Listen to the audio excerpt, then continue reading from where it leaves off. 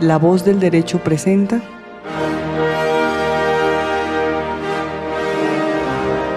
Debates constitucionales. Los grandes temas de la actualidad dentro y fuera de Colombia, con repercusiones en el derecho constitucional, analizados por especialistas. Los hechos, bajo la lupa del derecho constitucional y la ciencia política.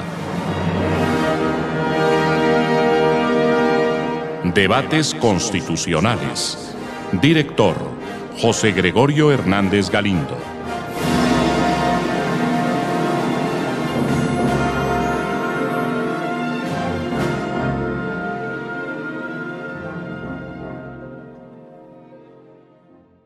Un debate más de orden constitucional. Hoy vamos a hablar de un tema que desde luego interesa no solamente a los colombianos, sino, creo yo, a todas las democracias, porque se trata de verificar si la libertad política está consagrada en las constituciones de una manera tan relativa que un funcionario puramente administrativo pueda bloquear a alguien en sus aspiraciones políticas o pueda indicar que alguien, por ejemplo, por una multa impagable que no puede sufragar, que no puede cubrir, tenga que retirarse de un cargo, inclusive de un cargo que ha sido establecido en la Constitución. Los derechos políticos frente a decisiones puramente administrativas, no ante decisiones judiciales. Para el efecto contamos con la presencia de dos ilustres profesores, el doctor Gustavo Zafra Roldán, quien fue constituyente, profesor de Derecho Constitucional desde hace muchos años en distintas universidades, fue decano de la Universidad Javeriana, Facultad de Ciencias Jurídicas, y de la Facultad de Derecho de la Universidad de los Andes. Y el doctor Julio César Ortiz, quien hoy por hoy actúa como abogado, pero fue magistrado de la Sala Jurisdiccional Disciplinaria, de la Sala Administrativa, tal vez, del Consejo Superior de la Judicatura, pero quien conoce mucho del tema del derecho disciplinario y, por supuesto, es un constitucionalista que laboró también en la Corte Suprema de Justicia, en la Sala Constitucional y en la Corte Constitucional. Bienvenidos, doctora Clara Patricia Montoya, para hacer las presentaciones correspondientes. Muchísimas gracias, doctor José Gregorio. Mi nombre es Clara Patricia Montoya, soy abogada de la Universidad del Rosario, actualmente gerente de La Voz del Derecho. Hoy, bajo nuestro programa institucional Sindéresis por la Vigencia del Derecho, tenemos para ustedes la tercera conferencia virtual. En efecto, como dijo el doctor José Gregorio, el tema son los derechos políticos y las multas administrativas. Y lo interesante es que hoy tenemos tres abogados que de forma seria y rigurosa van a tratar el tema, que yo creo que para el interés de todos nosotros es una posición bastante interesante por tratarse de abogados expertos en el tema.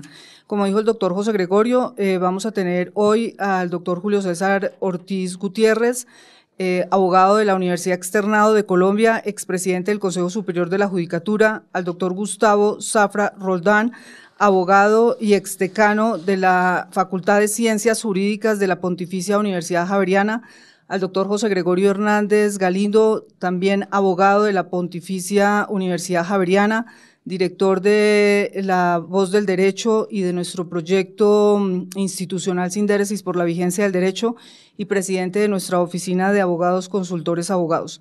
La estructura de este programa es de la siguiente forma: cada uno de los conferencistas tiene 8 minutos para presentarles a ustedes su posición personal respecto del tema. Superados esos tiempos, vamos a entrar a un debate en donde los conferencistas van a poder interactuar con sus opiniones una vez que ya han escuchado la opinión de la otro expositor, y finalmente vamos a entrar a una etapa de preguntas. El orden en el que se van a presentar los conferencistas son: primero el doctor José Gregorio Hernández Galindo, que tendrá 8 minutos, como ya dije, para exponer su posición, seguido del doctor Zafra Roldán, y por último interviene el doctor Julio César Ortiz Gutiérrez. Bienvenidos, le damos entonces la palabra al doctor José Gregorio Hernández Galindo. Bueno, muchas gracias, doctora Clara Patricia. Yo quiero comenzar por leer una disposición integrante del Código Disciplinario Único, la Ley 734 de 2002. Hay una norma allí que señala las inhabilidades para el desempeño de cargos públicos, es el artículo 38. Entre las inhabilidades, esta norma contempla, en cuarto lugar, haber sido declarado responsable fiscalmente. Y el parágrafo de la norma agrega que quien haya sido declarado responsable fiscalmente será inhábil para el ejercicio de cargos públicos y para contratar con el Estado durante los 5 años siguientes a la ejecutoria del fallo correspondiente.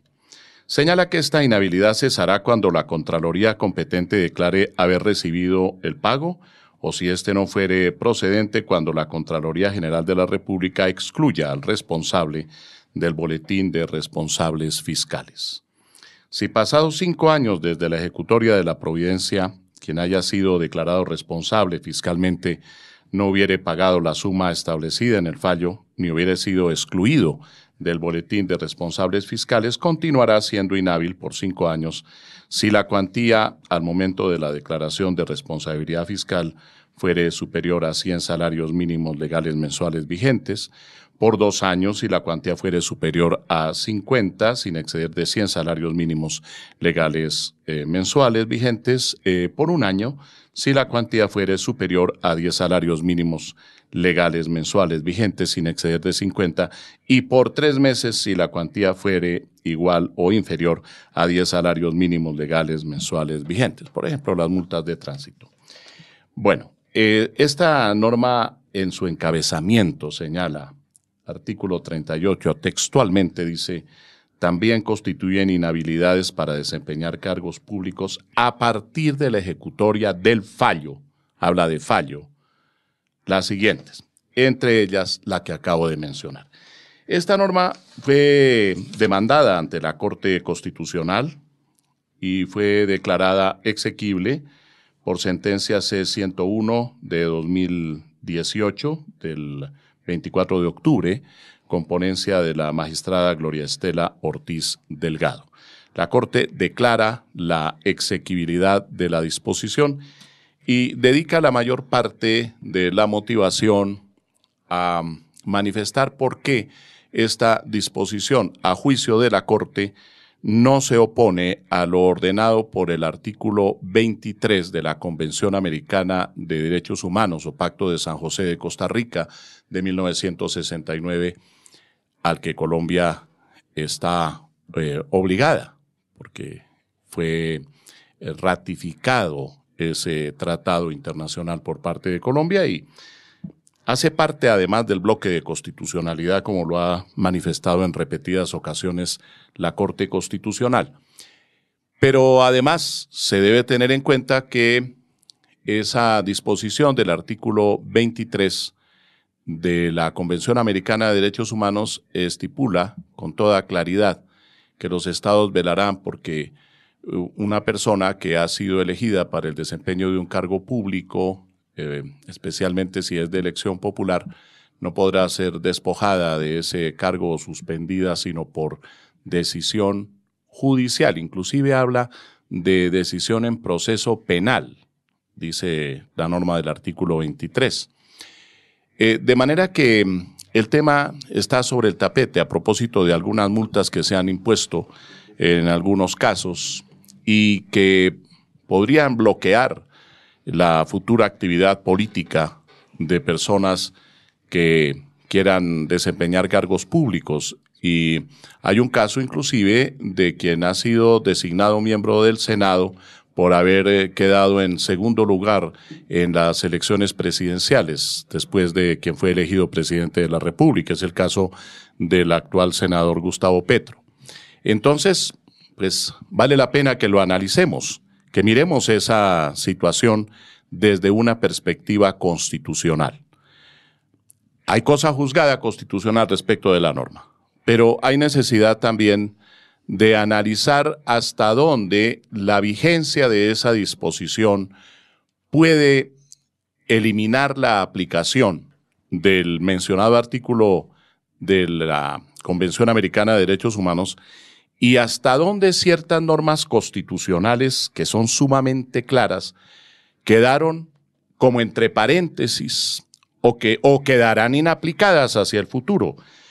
Uno ve el artículo 98 de la Constitución Política, que habla de la ciudadanía. El artículo 99 de la Constitución establece que la calidad de ciudadano en ejercicio es condición previa e indispensable para ejercer el derecho de sufragio, para ser elegido y para desempeñar cargos públicos que lleven anexa autoridad o jurisdicción.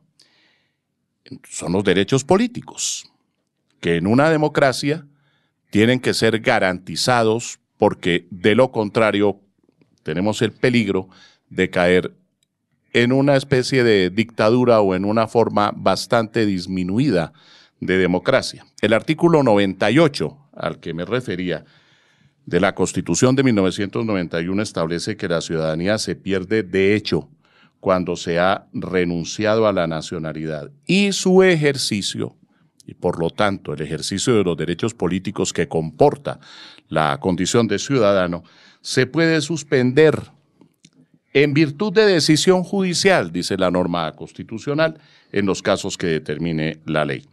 Y pues ustedes saben que también hay una disposición que la Corte Constitucional ha manifestado, hace parte de los derechos fundamentales en el respectivo Estado y en este caso en el colombiano. El artículo 40 de la Carta Política estipula que todo ciudadano tiene derecho a participar en la conformación, ejercicio y control del poder político y que para hacer efectivo este derecho puede, numeral 7, acceder al desempeño de funciones y cargos públicos, salvo los colombianos por nacimiento o por adopción que tengan doble nacionalidad.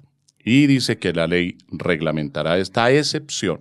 Recordemos que las excepciones son de interpretación estricta, no puede haber interpretaciones extensivas, y que la ley determinará los casos en los cuales ha de aplicarse.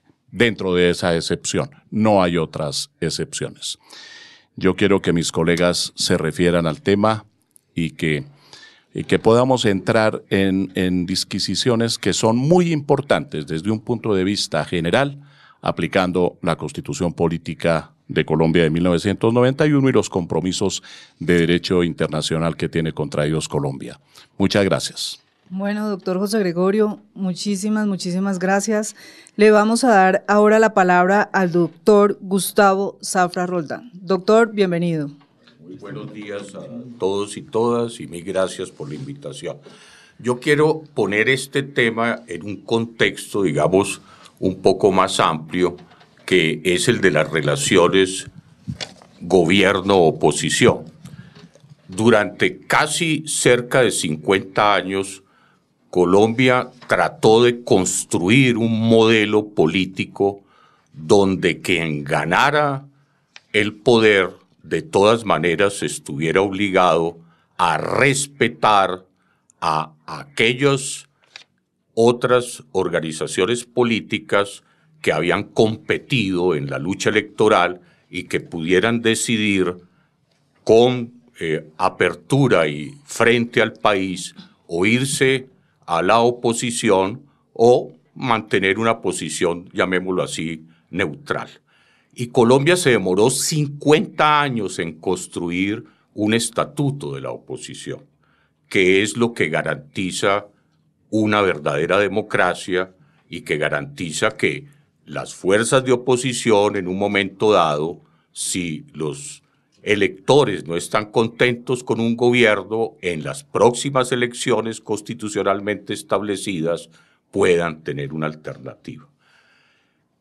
En ese desarrollo, en la sabiduría de los reformadores del Congreso, optaron por un mecanismo que es sui generis, pero que se ha usado en otros estados, de darle a la persona que queda de segundo lugar en las elecciones presidenciales una titularidad directa constitucional para ser senador de la República.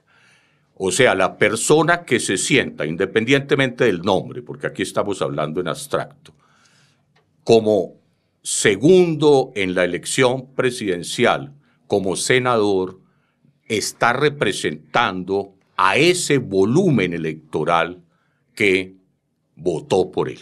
Yo no voy a hablar de casos personales, pero entiendo que fueron 8 millones de votos. Y en ese sentido, la Constitución describió, no sé si con qué precisión José Gregorio y Julio César, porque pues todo termina siendo un tema también de lenguaje, en el artículo 112, que esa persona tiene el derecho personal a ocupar una curul. Derecho personal. El título constitucional es un derecho personal, de aplicación automática, autónoma, casi que como los derechos protegidos por el artículo 85 de la Constitución. Aclaro, al señor Petro lo he visto una vez en mi vida. No soy amigo de él, no voté por él, no me interesa si el caso va por las vías procesales bien o mal, no tengo el menor interés. Estoy hablando como constitucionalista. Segundo punto, hay una situación a la que ya se refirió José Gregorio Hernández, que aquí hay un control de convencionalidad complementario del control de constitucionalidad, y hay una decisión de la Corte Interamericana de Derechos Humanos de fecha septiembre 1 de 2011, en una circunstancia relativamente parecida, no en el volumen de la multa, pero sí parecida en la naturaleza del caso jurídico, que se pronunció la Corte en lo que se conoce en el lenguaje de la Corte como caso López Mendoza versus Venezuela. Nada menos que con el contradictor de Maduro, que por supuesto estaba en la cárcel por otras razones que todos conocemos. Y fue que un contralor también, da la coincidencia que fue un contralor el que lo inhabilitó políticamente. La decisión de la Corte, como muy bien lo ha dicho José Gregorio Hernández, la Corte Interamericana, es decir, que esa no es una decisión judicial, como lo exige la Convención Interamericana de Derechos Humanos, y condenó al Estado de Venezuela por haber aplicado arbitrariamente una suspensión de los derechos políticos a elegir y ser elegido. Hay una tercera variante que yo quiero analizar y que es la que me preocupa. Yo veo todo esto como una especie de cortina de humo de un debate de caballo de Troya, se lo comentaba José Gregorio antes, Julio César, de tú llegar, donde nos quieren montar un régimen parlamentario por la puerta de atrás. Miren los elementos que uno ve. En un tema para mí absolutamente sorpresivo, la ministra de Justicia y la ministra de Interior presentan un proyecto de reforma a la justicia donde en el artículo 175 eliminan, Julio César, las 2/3 partes para destituir el Senado al presidente, o sea, la mayoría calificada, que es de la esencia del régimen presidencial. Esa norma es tomada de los Estados Unidos y que fue la que protegió al presidente Clinton de que no lo destituyera. Claro. Entonces yo no sé si el presidente Duque, por su agenda de viajes, se ha dado cuenta del caballo de Troya que él mismo se inventó, que es cambiar la mayoría constitucional para la destitución del presidente del Senado. Pero por otra, del Senado al presidente de la República. Por otra vía, nos enteramos ayer que los congresistas acaban de aprobar que los congresistas pueden ser ministros. Y por otra vía nos enteramos ayer que ahora va a haber senadores regionales que por el sistema electoral llevarían prácticamente a que solo 3 partidos controlaran el Congreso. Si eso no se llama régimen parlamentario, ¿qué es entonces un régimen parlamentario? Entonces recordábamos con José Gregorio que ese debate lo planteó el expresidente López Miquelsen cuando el presidente Uribe quería reelegirse. Le dijo, hombre, no, en vez de usted reelegirse, ¿por qué no plantea de frente, abierto, al país, háblele al país y diga que usted quiere un régimen parlamentario? Es la tesis de López. Y López quiere ser jefe de gobierno. Y si López se la avaló y le dijo, si usted quiere ser jefe de gobierno, séalo. Claro. Entonces, hablemosle con franqueza al país. ¿Para dónde van? ¿Van para el régimen parlamentario? Pues discutámoslo. Hay grandes democracias que tienen un régimen parlamentario, por cierto, en problemas, ¿no? Pero hay grandes democracias que tienen régimen parlamentario. Pero hagámosle el debate al país por el frente y no con esas cortinas de humo que se están tendiendo. Bueno, doctor, muchísimas gracias. Muy interesante su exposición. Le vamos a dar ahora la bienvenida al doctor Julio César Ortiz Gutiérrez. Bienvenido, doctor. Le damos sus 8 minutos. Muy amable, doctor José Gregorio y doctor Zafra, por la compañía y darme el honor de estar con ustedes y a la directora. El tema es bastante complejo y en la medida en que se profundiza surgen unas aristas interesantes y atractivas para los investigadores y analistas del derecho constitucional. En primer lugar, la Constitución colombiana permite que unas autoridades administrativas de alto rango que integran los denominados organismos de control puedan decretar medidas administrativas de carácter sancionatorio que cercenan derechos políticos, como el caso del Contralor General de la República y el caso de la Procuraduría General de la Nación. En la Constitución se permite, por ejemplo, que el Procurador General de la Nación pueda investigar y sancionar funcionarios públicos, incluso los de elección popular.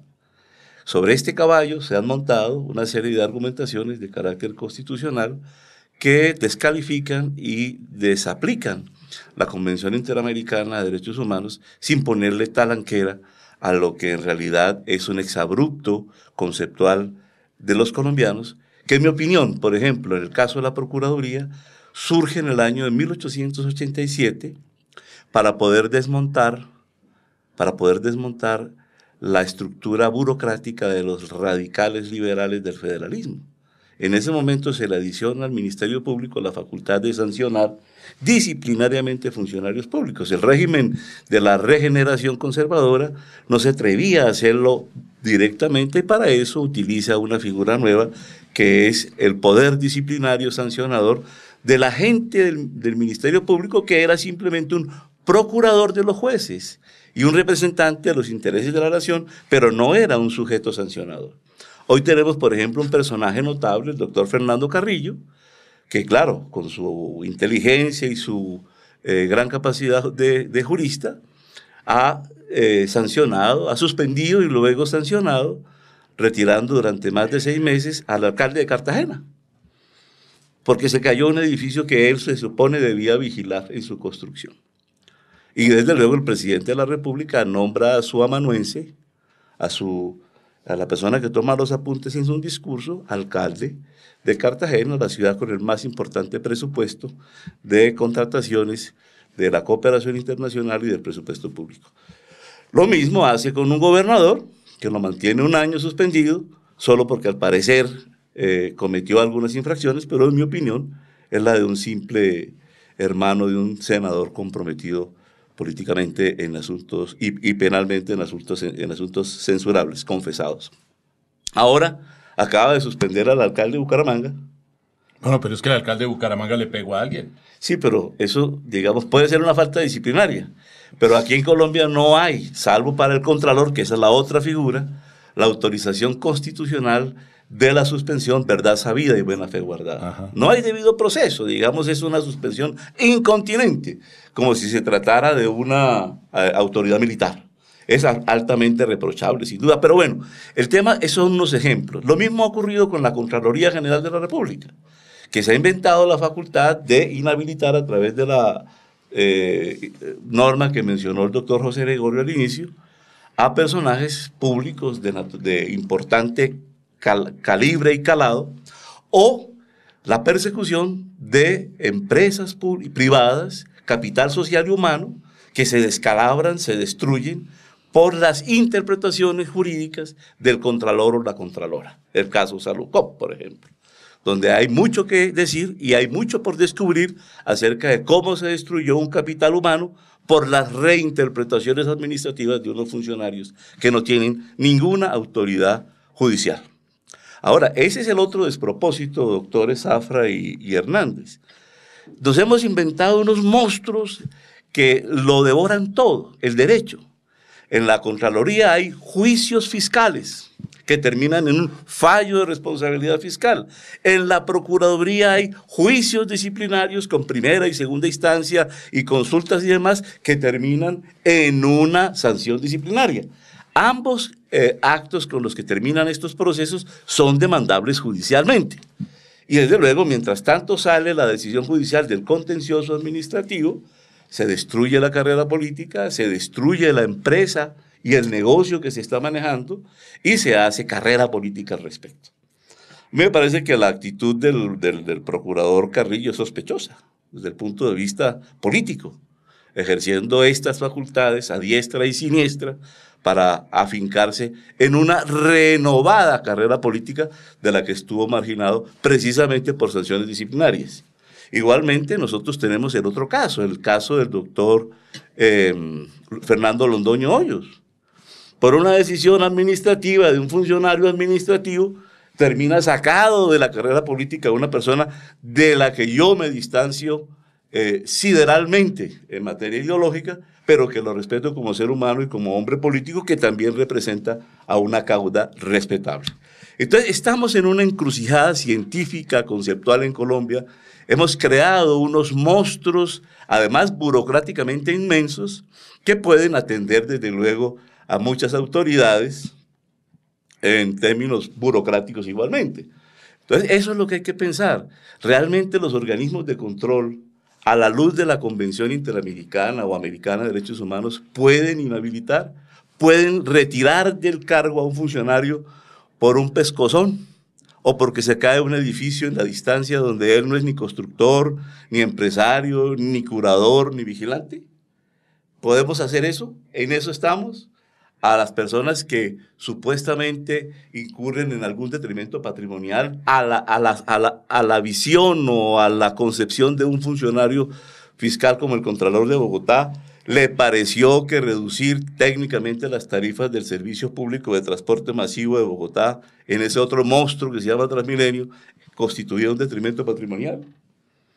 Esos son problemas políticos graves también que debemos corregir. Me parece que el Estado no puede interpretar de manera equivocada, como lo acaba de hacer la Corte Constitucional, la relación Constitución y Convención. El procurador puede investigar y sancionar, pero la sanción es la que es inconstitucional. No es la facultad del procurador. Nadie hoy la está discutiendo.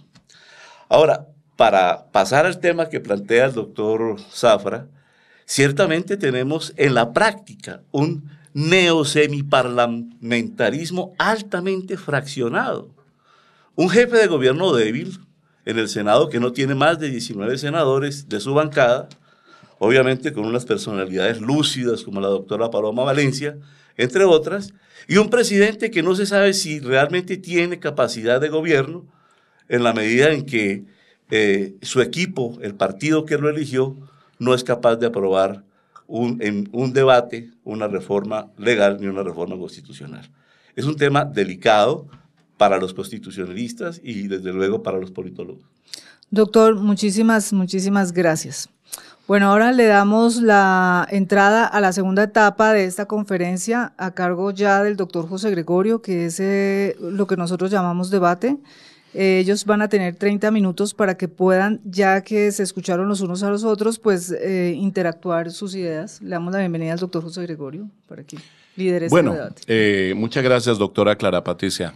Yo quiero agregar a los casos que se han presentado por el doctor Gustavo Zafra y por el doctor Julio César Ortiz, uno que preocupa bastante desde la perspectiva del ejercicio del derecho, de la función judicial y también de la participación en el ejercicio de cargos públicos. Estamos hablando de inhabilidades, pero hemos conocido varios casos en los que, con base en una norma del Código Disciplinario Único, se decreta una inhabilidad por un funcionario administrativo desconocido. Se trata de lo siguiente, doctores. Una persona que ha sido sancionada por los jueces. Hay el caso de una excongresista que fue sancionada por la Corte Suprema de Justicia, Sala de Casación Penal.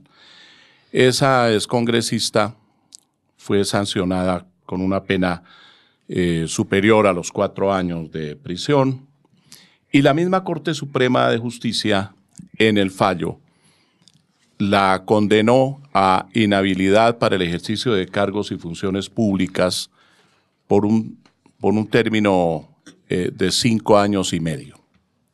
Resulta que la señora cumplió absolutamente con todos los tiempos, tanto desde el punto de vista de la sanción propiamente penal como desde el punto de vista de la inhabilidad.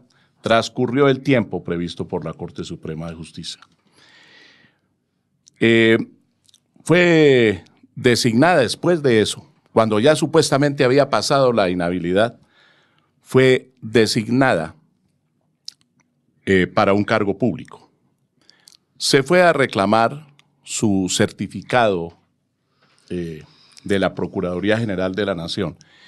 Y este grupo CIRI, que certifica a nombre de la Procuraduría, que está compuesto, por eso hablo de desconocidos, porque no sabemos quién es CIRI, en la certificación aparece que su inhabilidad se extiende por 10 años. Entonces ella se sorprende y reclama, ¿cómo así que por 10 años? Me inhabilitaron por 5 y medio, ya los cumplí. Y ahora me dicen que son 10 años. Sí, le aplica directamente el que certifica, el funcionario que certifica ya en la Procuraduría, le aplica los 10 años con base en una norma del Código Disciplinario Único que dice que cuando una persona sea sancionada por con una pena privativa de la libertad de más de 4 años, la inhabilidad será de 10 años. Yo entiendo que la norma, pues, está señalada por el legislador, pero tendría que ser ejecutada por virtud de una decisión judicial, de acuerdo con lo que estamos diciendo, de conformidad con lo previsto en el artículo 98 de la Constitución, solo por decisión judicial. En la diferencia que existe entre los 5 y medio años y los 10 años, ella no está inhabilitada, pero sin embargo la inhabilita el funcionario que certifica aplicándole la norma legal. Y no es un juez. Pero además no hay debido proceso respecto a ese tanto superior a los 5 años y medio hasta los 10. Esa sanción la está imponiendo el funcionario que certifica, no le está imponiendo un juez. El doctor Julio César. Claro, y además, en lo que usted comienza a denunciar, existe otra norma que dice que si el servidor público fue sancionado, así sea con amonestación o con anotación a la hoja de vida o cualquier otro tipo de sanción disciplinaria, por 3 veces queda inhabilitado también de por vida. Exactamente. Entonces, como le dije yo, doctor José Gregorio, hemos creado unos monstruos pretendiendo demostrarle al mundo y a los propios colombianos que estamos en capacidad de luchar contra la corrupción, que son unos verdaderos esperpentos constitucionales, inadmisibles en cualquier ordenamiento civilizado del mundo. Lo que usted menciona, la máquina del CIRI, lo coloca en la lista de inhabilitados aplicando esa norma de la sanción penal preexistente. Y además, por existir 3 amonestaciones o llamados, que entre otras cosas pueden ser decretadas por el superior jerárquico, cuando hay sanción disciplinaria impuesta por el nominador o el superior jerárquico. Entonces, ¿en dónde estamos?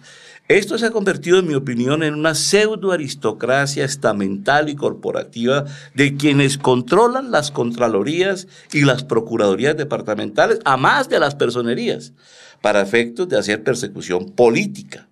Hoy vamos a tener que pensar quién designa el reemplazo del alcalde arisco y emblemático de Bucaramanga por la suspensión del señor procurador. Desde luego, uno de sus adversarios y una de las personas contra las que él está adelantando su campaña de corrección moral, el gobernador de Santander. Entonces, ¿en qué estamos? Descomponiendo el régimen político para garantizar el ejercicio de una carrera política de unos personajes que ven a largo plazo el ejercicio de la función disciplinaria y fiscal. Pero yo quiero subrayar además, en el caso que presento como ejemplo, algo que me parece sumamente grave. Y es que la señora, en el ejemplo que pongo, que es un ejemplo real, no fue oída y vencida en juicio en cuanto a esa inhabilidad. No hubo debido proceso, absolutamente. No pudo conocer a su juez porque su juez fue el funcionario que certifica y aplicó directamente la norma legal. Y esta señora formuló demanda de tutela. ¿Cómo les parece a ustedes? Presenta demanda de tutela contra la Procuraduría y el juez le niega la tutela diciendo el funcionario obró bien o el CIRI obró bien porque lo único que hizo fue aplicar una norma legal. La norma habría podido establecer 20 años, 30 años y era la norma legal y la ley es la ley, dice exactamente el fallo. De manera que pues eso a mí me parece, como dice Julio César, algo aberrante desde el punto de vista constitucional. Doctor Zafra. No, basta leer el 248 de la Constitución actual, que dice únicamente las condenas proferidas en sentencias judiciales en forma definitiva tienen la calidad de antecedentes penales y contravencionales en todos los órdenes legales. Imagínate. Ahí está, pues, eso es para que lo interpreten las Cortes, pero pues ahí está el artículo. Yo quiero, sinceramente, como ahondar en ese tema muy ampliamente y es lo siguiente, esto se puede volver un tema boomerang. Voy a poner solo un ejemplo. La Corte Constitucional en estos días sacó un pronunciamiento sobre lo que uno podría llamar leyes defectuosas. Entonces, supuestamente el responsable de una ley defectuosa es pues, todo el Congreso y consideró que había que devolverle a una empresa unos impuestos con base en una ley inconstitucional que había establecido un impuesto. Entonces, repito, le van entonces a prorratear a cada congresista para que el daño que le causaron en el detrimento patrimonial al Estado, entonces se lo prorrateen en todos los congresistas. Jamás alguien volverá a aceptar la fiscalía. Todos sabemos que hay la jurisprudencia de la Corte Constitucional y de la Convención Americana de Derechos Humanos, que cuando un Estado comete un error judicial que afecta, por ejemplo, la libertad de una persona, la persona tiene derecho a la reparación económica. Claro. Entonces, ¿quién va a pagar la reparación económica? ¿El fiscal que tomó la decisión, el Estado? En fin. Ahora, todos los casos de acción de reparación directa. Ahora que te veo, Julio César, entonces en la condena del Nogal, donde condenan al Estado por omisión, entonces los funcionarios que en ese momento, para no mencionarlos, pero todos sabemos quiénes son, entonces les van ahora a repetir. No, porque viene la acción de repetición. Sí, a repetir y entonces van a quedar inhabilitados de por vida. Ojo, estamos hablando de la vicepresidenta de Colombia, ¿no?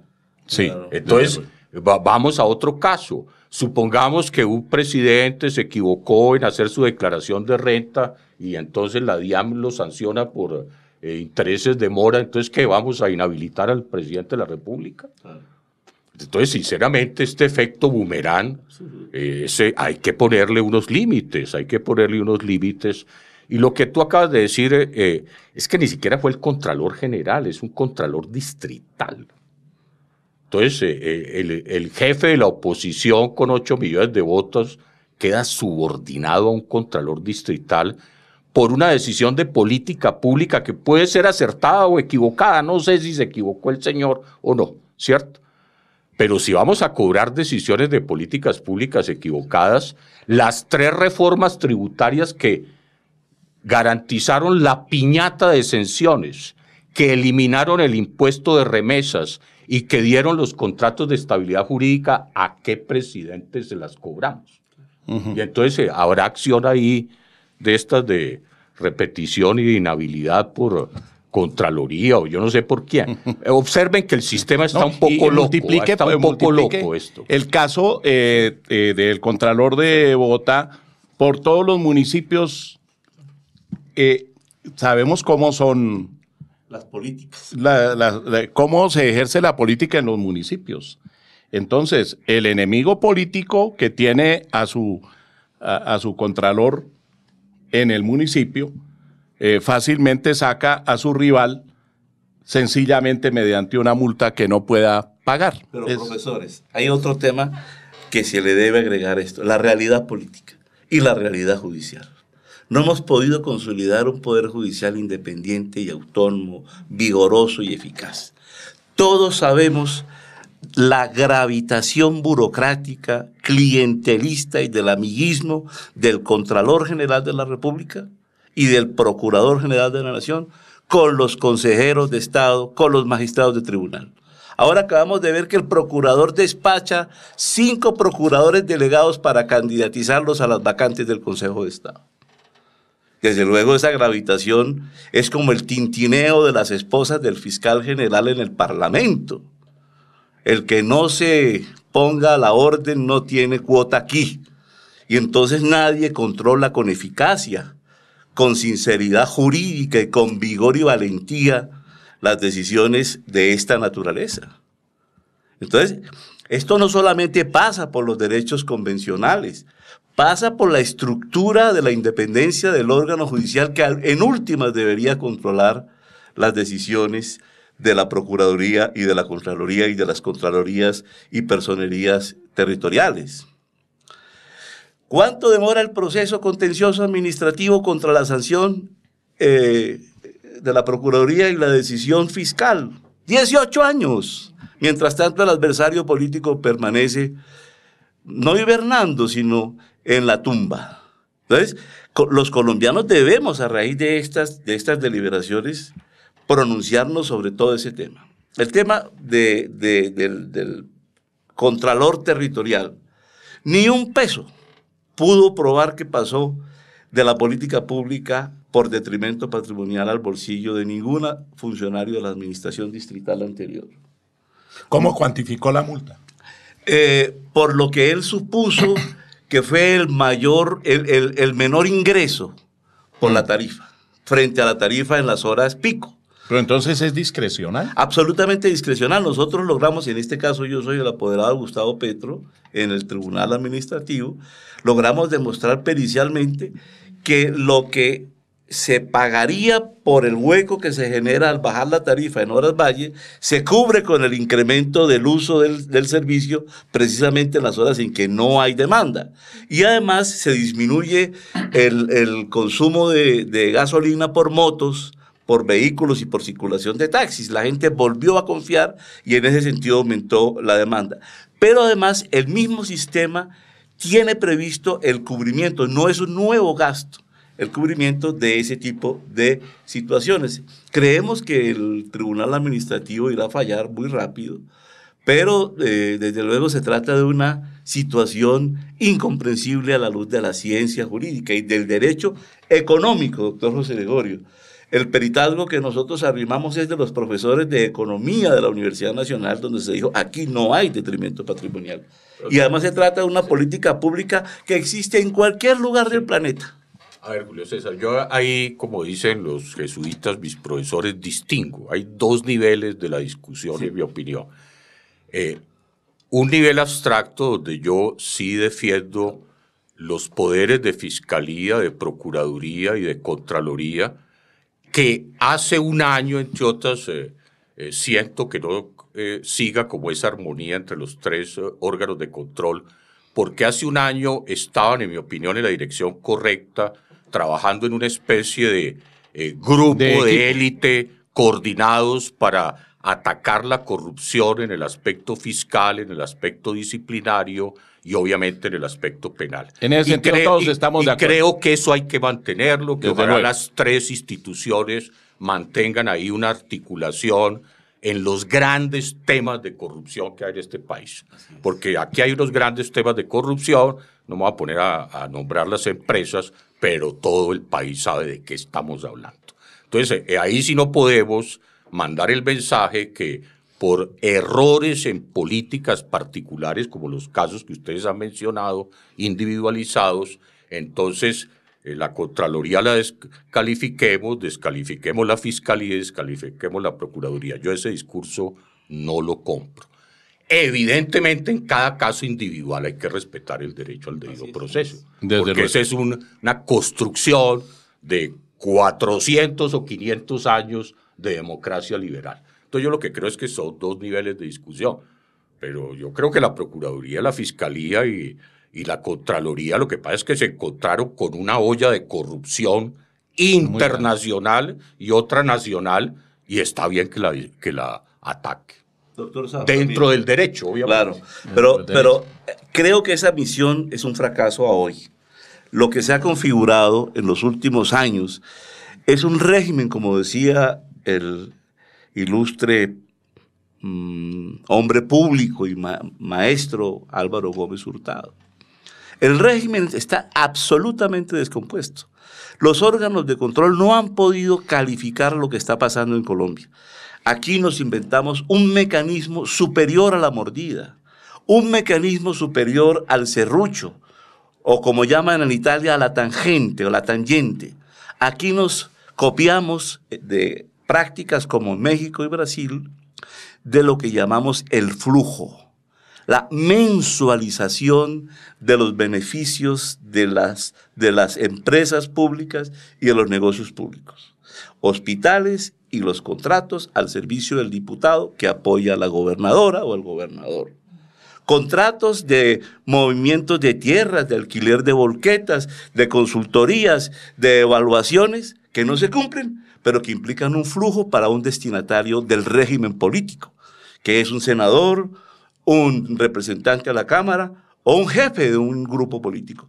El flujo, lo que llaman en Brasil el mensalao, la mensualización de la corrupción. Y las 4G, que son un negocio esencialmente financiero, son instrumentos para retirar con cierta legitimidad, como pasó en unos casos que se han develado recientemente, recursos públicos que al final, cuando se termine el primer ejercicio financiero de la concesión, ingresarán legítimamente a el débito del Estado. Entonces, por mucho que hayan intentado hacerlo, no han construido el discurso cabal.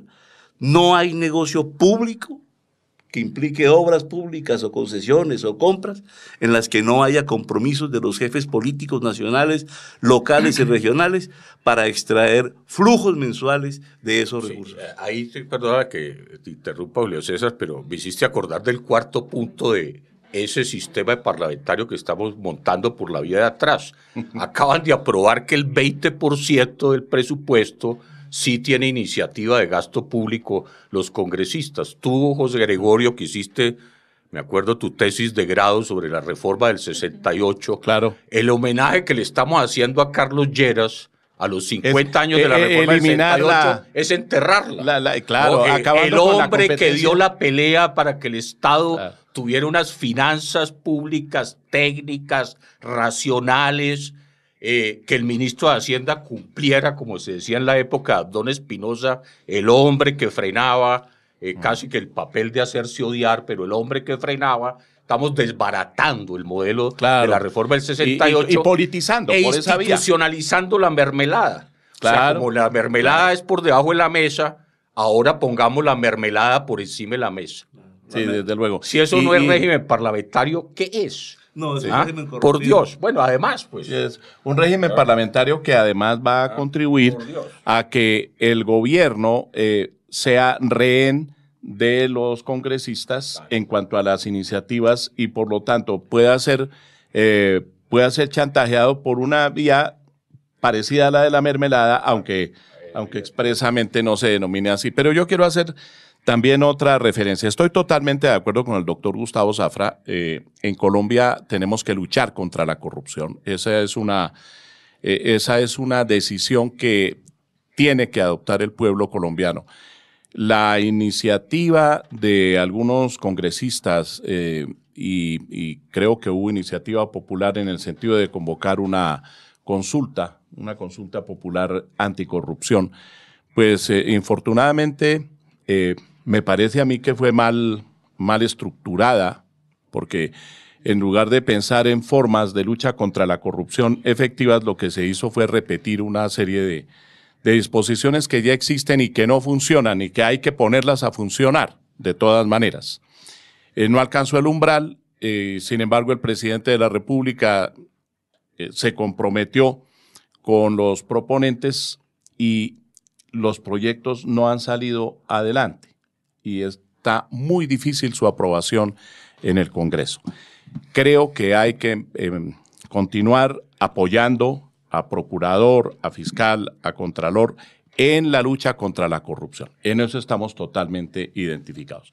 Pero una cosa es eso y otra cosa muy distinta, dejar en manos de ellos un arma política tan compleja como aquella de la que estamos hablando, que impida el ejercicio de la actividad política y de los derechos políticos o la obstruya o inclusive llegue a destituir a alguien que ha sido designado por la misma Constitución y que además sea un instrumento en manos de políticos a lo largo y ancho del territorio nacional. Yo creo que esta norma fiscal que la Corte ha declarado exequible, pues es parte integrante de una ley. Ahora que se está hablando de reformas, me parece que el Congreso debería asumir una función seria de reforma integral de todo esto. De una reforma integral, coherente, No, como decía completa. Las reformas salchichón, ¿ves? Las llamadas las reformas. Que miren que la salchichón. reforma de la justicia no está quedando en nada.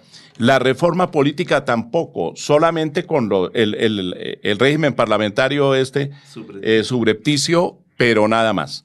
Pero hay otro tema, mire, los superintendentes que son los agentes de almohada del presidente de la República, más que los ministros. Los superintendentes tienen facultades, inclusive se han arropado bajo la vestidura judicial. Pero hay una norma que fue declarada exequible que les dio facultades judiciales. El superintendente de Industria y Comercio anterior hizo un gran trabajo. Sí, valiente, sí, sí. Claro, decir valiente Robledo. No, yo sí, claro, doctor enorme. Zafra, porque Valiente lo que hizo Robledo fue perseguir a discreción. Por ejemplo, a Bogotá tocó intereses cartelizados. al revés, favoreció un interés cartelizado que era el de las basuras en Bogotá. En Bogotá no podía haber libre competencia porque la misma Corte Constitucional había dicho que los recicladores tenían derecho a participar en el negocio. Y por la estructura metropolitana de la ciudad no podía asegurarse la libre competencia en el mercado, porque entonces los barrios de las montañas del oriente, del suroriente de Bogotá y algunos no iban a tener proveedores o prestadores del servicio. Entonces, al crearse transitoriamente un servicio público de recolección de acero, el señor Robledo dijo que era violar la libre competencia. Le puso una multa de 80.000 millones de pesos al Agua de Bogotá, a la empresa de acueducto. Y desde luego, llegado el nuevo alcalde, la paga y genera el detrimento patrimonial, y el Contralor de Bogotá le abre otro proceso fiscal al alcalde anterior por otra política pública. Y además, el señor Robledo decide perseguir a los miembros de la Junta, dentro de los cuales estaba el alcalde mayor, y le embarga el sueldo al senador de origen constitucional, Gustavo Petro. Le habrá consultado al presidente, se supone que él está en el oído del presidente de la República para pero embargarle el ya sueldo. No está, el doctor Robledo ya no está. Pero bueno, no, el doctor... Pero Julio César, ahí te hago una pequeña acotación. Es que le voy a poner un poquito de humor, le voy a poner un poquito de humor al asunto. Si los dos Lleras resucitaran, les daría síncope cardíaco al segundo. A Alberto Lleras, que hizo la famosa reforma de 1945, distinguiendo la responsabilidad política de los ministros, que sí la tienen, y no la responsabilidad de los organismos técnicos como superintendentes y departamentos administrativos.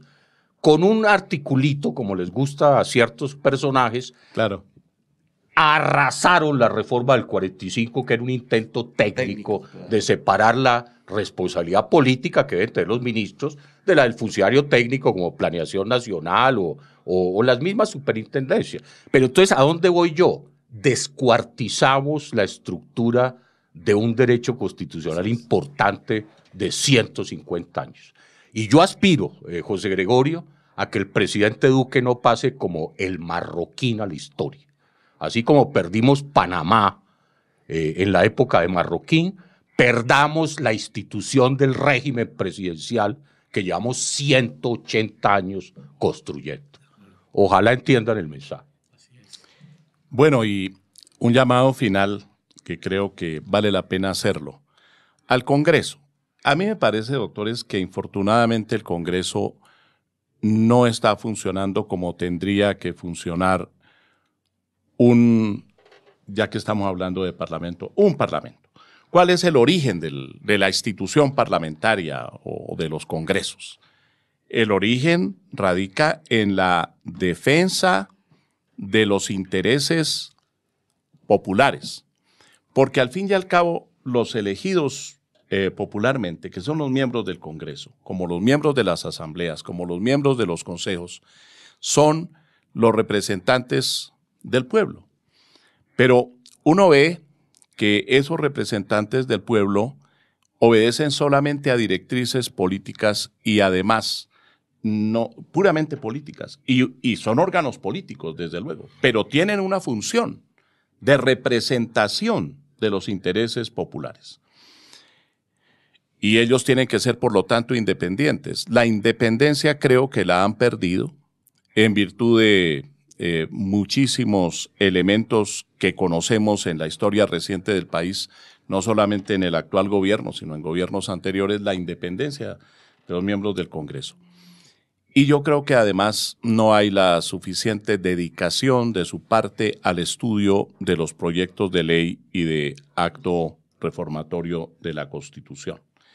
Ellos deberían entregarse a su función y, por lo tanto, analizar cómo queda el ordenamiento jurídico, porque lo estamos despedazando, según lo que aquí se ha visto. Estamos llevando este Estado social de derecho a algo completamente distinto de lo que ustedes en la Asamblea Nacional Constituyente concibieron. Porque fíjense, de un sistema que propiciaba la descentralización, estamos pasando a un centralismo absoluto.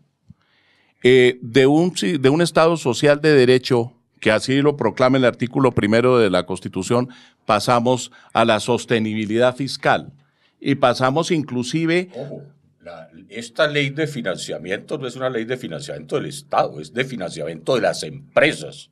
De las empresas. Con una ley, sobre pretexto de una ley de financiamiento, están dando una estabilidad jurídica en contratos a 20 años. ¿Qué tiene que ver eso con una ley de financiamiento que casi que es una adición al presupuesto? Por Dios. Claro.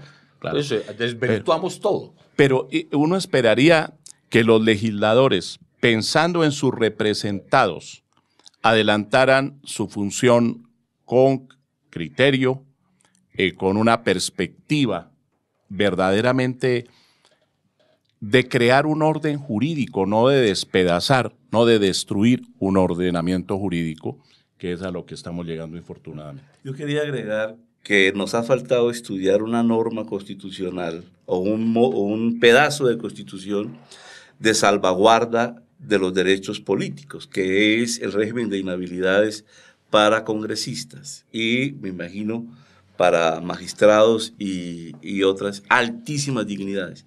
En mi opinión, la Constitución agota el régimen posible de inhabilidades. Inclusive establece un régimen disciplinario sancionador complejísimo, que es la pérdida de investidura, que ahora le han puesto la doble instancia. Pero creo yo que las normas del Código Disciplinario Único que establecen estas sanciones inhabilitantes no pueden ser aplicadas a los congresistas, porque la Constitución agota de manera exhaustiva el régimen de inhabilidades. Y esto lo refuerzo pensando en el régimen de inhabilidades de diputados y concejales, cuando la Constitución misma dice, la ley definirá un régimen que no podrá ser inferior al de los congresistas.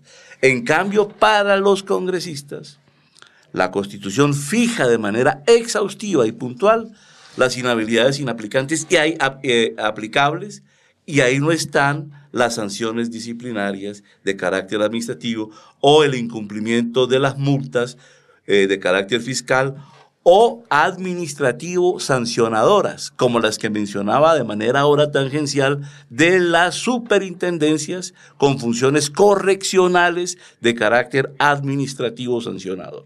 Bueno, entonces el doctor Julio César Ortiz, que fue magistrado encargado en la Corte Constitucional y que nos hizo el honor de acompañarnos allá en la primera Corte Constitucional, habría salvado el voto respecto de esto que dice la Corte Constitucional en su sentencia sobre la norma que leíamos al comienzo.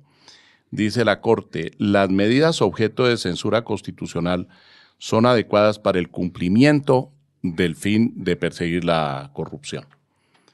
La restricción del acceso a los cargos de Congreso y Presidente de la República no está prohibida en la Constitución y en la Convención Interamericana sobre Derechos Humanos.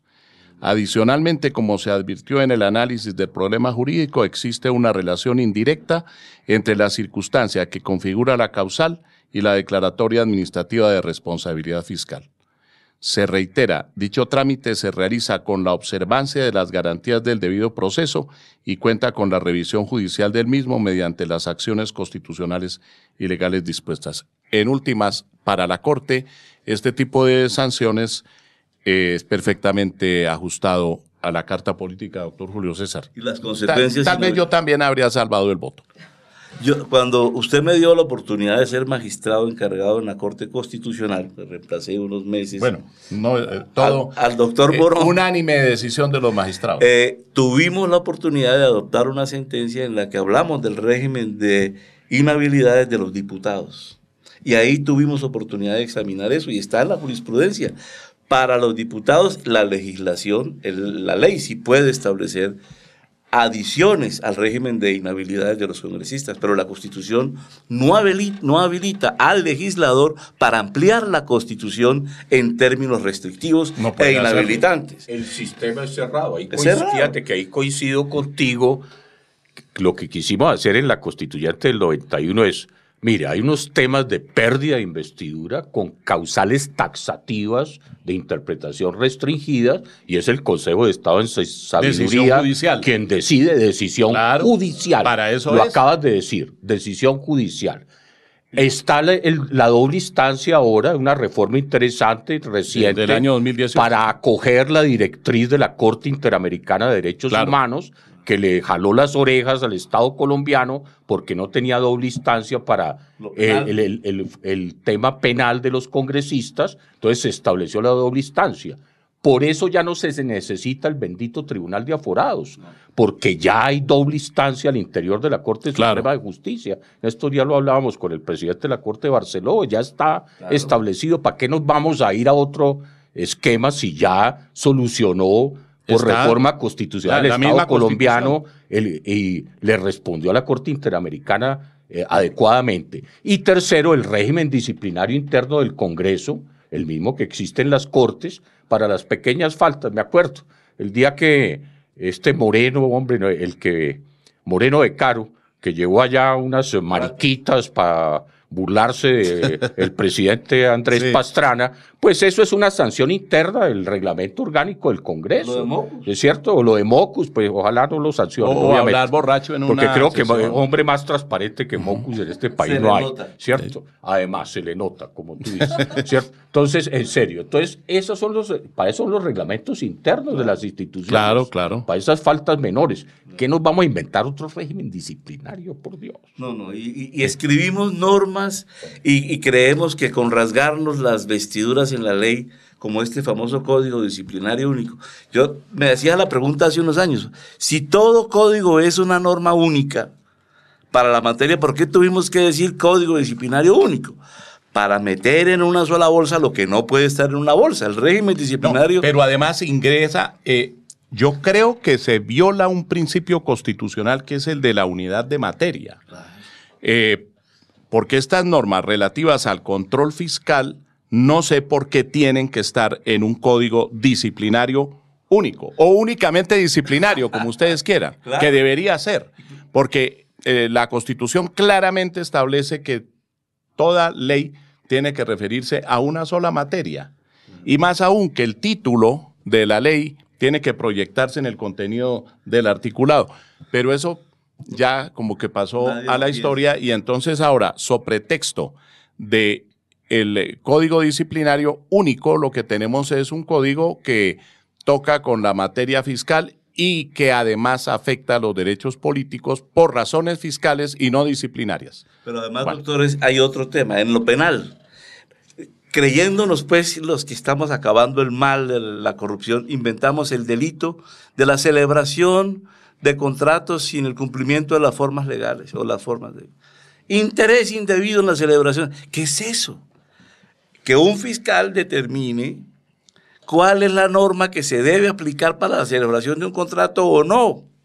Entonces tenemos a cantidad de funcionarios públicos presos por haber omitido una estampilla o un día, un término en la notificación de los términos de la convocatoria a la licitación. En fin, los colombianos en esta materia andamos perdidos y desquiciados y andamos buscando demonios y proponiendo ángeles inexistentes, como estas normas que no, en realidad no sirven sino para hacer política. Bueno, Lisset, yo creo que habrá preguntas o no. Claro que sí, doctor. Muchas Bueno, gracias. Podemos cordial formularlas saludo. entonces. Gracias, doctor. Un cordial saludo a todos nuestros asistentes a esta conferencia virtual. Vamos a realizar algunas de las preguntas formuladas por algunos de nuestros participantes. ¿Listo? La primera va dirigida para el doctor Ortiz. ¿Cómo es posible que quien obtuvo 9 millones de votos sea destituido por un contralor distrital? Pues es posible por la mala interpretación de las normas defectuosas que en vez de ser corregidas son mucho más mal interpretadas e indebidamente aplicadas. En mi opinión, las inhabilidades o las inhabilidades para los congresistas no pueden ampliarse por las leyes como estas que se mencionan. Pero además, se trata de un abuso de autoridad de un contralor, porque, digamos, él podría haber encontrado el detrimento. Supongamos que pagar menos la tarjeta tu llave o lo que sea, Tu llave, sí, sí. le signifique mayores gastos al Estado. Pues él debería pasarle esta situación, si la considera corrupta o contraria al patrimonio público, a un juez penal, como instructor a un fiscal para que formulen la debida imputación o acusación. No tomarse él la decisión de suplantar a la administración pública que tiene a sus técnicos, a sus expertos. Él no tiene. El contralor tiene funcionarios que no tienen las capacidades ni los conocimientos técnicos científicos para evaluar cómo funciona el régimen de transporte público masivo en una ciudad de 8 millones de habitantes. Y en materia de aseo, tampoco. Esas son políticas que implican una serie de reflexiones cuantitativas, cualificadas, históricas, sociológicas. El tema de los recicladores en Bogotá no es un tema menor. Con él sufríamos, con el tema del aseo. Tuvimos graves problemas de la administración. Entonces, un personaje realmente, digamos, respetable, se trate de un contralor de cualquier ciudad, inclusive la de Bogotá, no tiene la habilidad técnica suficiente y debería pasarle esto, si encuentra detrimento al patrimonio público, a un juez penal o a un fiscal. Esa es mi opinión. Yo no creo que los contralores puedan descalificar decisiones de política pública, que en realidad no signifiquen enriquecimiento ni apropiación de recursos públicos por un funcionario transitorio. Mientras eso no ocurra, son deliberaciones políticas. Gracias, doctor Ortiz. Ahora vamos con una pregunta dirigida al doctor José Gregorio Hernández Galindo. ¿El fallo que usted leyó es cosa juzgada? ¿Qué se puede hacer ante él? Es cosa juzgada constitucional. La Constitución establece en el artículo 243 que los fallos que dicte la Corte Constitucional en materia precisamente de examen de las normas jurídicas puestas a su conocimiento hacen tránsito a cosa juzgada constitucional y más aún establece que ninguna autoridad podrá reproducir el contenido material o sustancial de las normas declaradas inexequibles, cuando han sido declaradas inexequibles y permanezcan las mismas disposiciones en la Carta Política. Pero, desde luego, ese principio también se aplica a las declaraciones de exequibilidad y mientras la norma se encuentre en vigor, habiendo sido declarada exequible, tiene que ser cumplida. Pero lo que yo sí veo es que el Congreso puede, frente a la pregunta ¿qué se podría hacer? Pues el Congreso puede derogar esta norma, sencillamente. Yo opinaría de otra manera. Es cosa juzgada constitucional y no se puede inaplicar.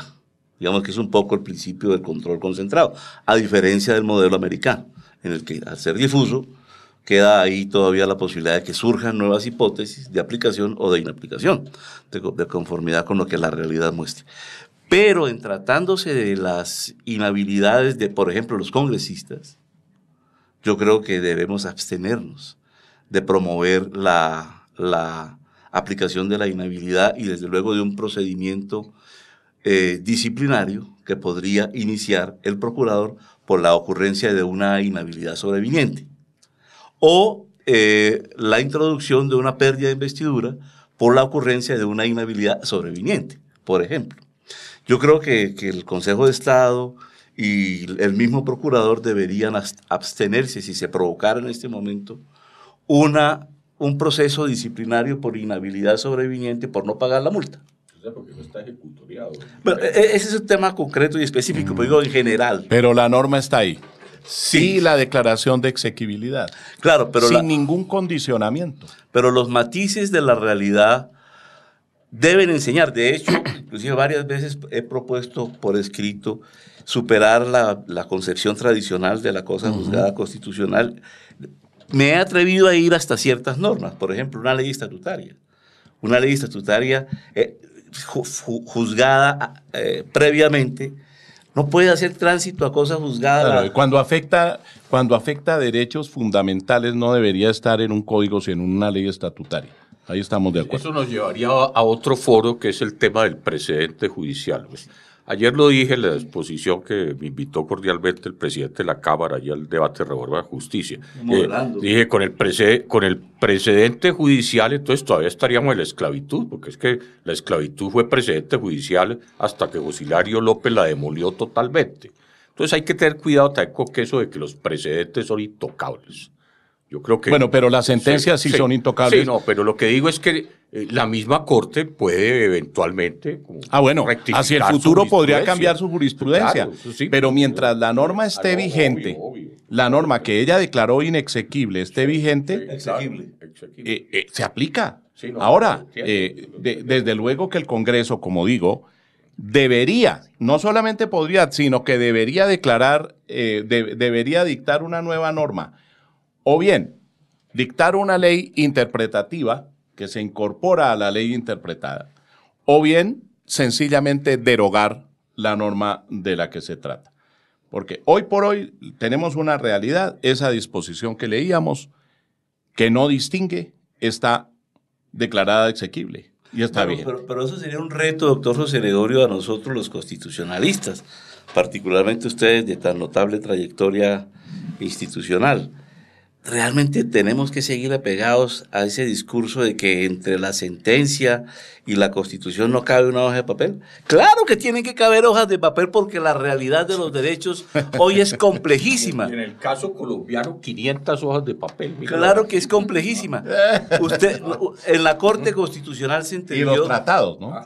La Corte Constitucional ha entendido que esta es una constitución plural desde el punto de vista jurídico y orgánico y subjetivo.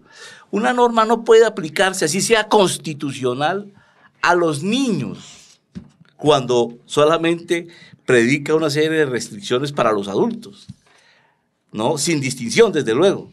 Hay hipótesis de minusválidos, de grupos raciales, étnicos, culturales, para los que un buen intérprete constitucional puede hacer anotaciones sin desconocer el vigor y el valor de la jurisprudencia, tratar de hacerla vivir en la realidad, dado el complejo mundo de pluralidad normativa y subjetiva que tiene la Constitución. Los derechos que a veces se declaran constitucionales no son aplicables a todas las personas. Pueden ser aplicables a la mayor parte, pero es posible que haya excepciones por razones de edad, de sexo, de territorio. En general, bueno, es una discusión. En el caso del que es candidato presidencial y es elegido y como consecuencia de haber quedado en segundo lugar, es senador como un derecho personal, como decía el doctor Gustavo Zafra, ahí sí estoy totalmente de acuerdo. A él no se, a él no se le puede aplicar esta norma, porque esta norma inclusive es de una naturaleza inferior a la Constitución, pero además es anterior al momento en que la Constitución, que es norma derogatoria de las disposiciones anteriores, señaló este derecho personal en cabeza de quien sea elegido. Pero respecto a otros funcionarios, ahí está la disposición. No, es que hay otra pregunta. Gracias, doctor. Para el doctor Zafra. Esta pregunta va dirigida hacia el doctor Zafra. ¿Estamos incumpliendo tratados internacionales sobre derechos humanos? Por supuesto que si no respetamos la Convención Americana de Derechos Humanos, que es muy clara en la inhabilidad política, necesita una sentencia judicial ejecutoriada de condena, estaríamos incumpliendo la Convención Interamericana. ¿Cuál es el problema allí? Que el fallo de la Corte Interamericana llegaría dentro de 5 años cuando ya se ha causado un perjuicio irremediable. Entonces, nos tocará a todos los colombianos en ese momento financiar al que fue objeto del perjuicio irremediable, porque el Estado perderá la demanda y habrá una demanda con reparación de daños. Yo quisiera dar un dato adicional sobre el tema de la Convención. La Convención habla de juez penal. Sí, específicamente. Competente. Y esta última palabra era López Mendoza, para excluir a los jueces penales militares, además, porque en la época en que se redacta la Convención, la mayor parte de los regímenes eran militares y tenían jueces penales militares. Por eso es la palabra competente. Colombia hizo una pequeña anotación en la discusión del tratado, la hizo Pedro Pablo Camargo, dijo: yo quiero dejar anotado que en Colombia hay jueces administrativos con competencias sancionadoras disciplinarias y que pueden evaluar las decisiones inhabilitantes. Eso está salvado, pero para admitir que los jueces colombianos no tienen que ser necesariamente los penales, sino también los jueces administrativos. Y los tribunales. Bueno, doctora Clara Patricia, se nos acabó el tiempo. Sí, se nos acabó el tiempo, nos despedimos de todos ustedes, les damos las gracias y los esperamos de nuevo en otra conferencia virtual. Les damos las gracias muy especialmente a los constitucionalistas que estuvieron hoy acompañándonos, una charla muy interesante. Le doy el micrófono al doctor José Gregorio para la despedida. Muchas gracias. Sí, claro. Muchísimas gracias a todos ustedes, muchas gracias doctor Gustavo Zafra, doctor Julio César Ortiz. Hemos buscado, como en otros programas, en esta ocasión también, hacer un estudio serio, una reflexión con distintos criterios, desde luego, sobre nuestra constitución política y sobre eso que denominamos en la presentación del programa Los hechos de la vida diaria a la luz del ordenamiento constitucional. Muchas gracias y hasta la próxima.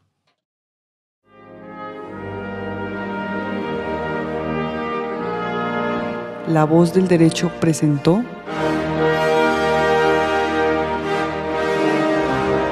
Debates constitucionales.